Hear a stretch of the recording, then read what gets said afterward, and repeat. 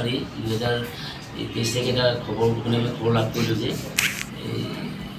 ডিমাপুৰৰ পৰা কিছুমান অবৈধভাৱে ড্ৰাগছ সৰবৰাহ কৰি আনিছে।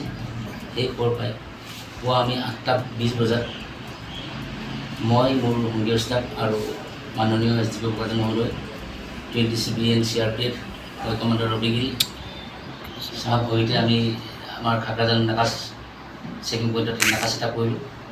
প্ৰায় পুৱা 9মান বজাত এখন টাটা য়োদ্ধা ৰেজিষ্ট্ৰেশ্যন নম্বৰ হৈছে S15AC 5442 উক্ত য়োদ্ধাখন আমি তালাচী কৰোঁ।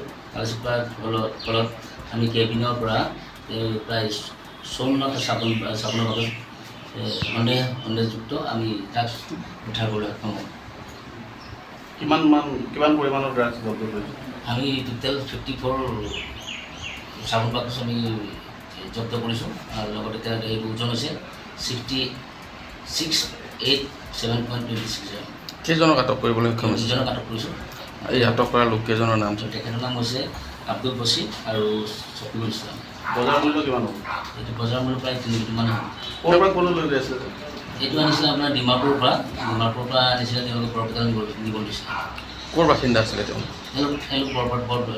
আটকাধীন ব্যক্তিকেইজনৰ ঘৰ হৈছে বৰপেটা। পূৰ্বতেও জড়িত আছিলে নেকি ছাৰ? তেওঁলোকে যে সোধপোছ কৰা আছে, সোধপোছৰ অন্তত আপোনালোকৰ জনোৱা।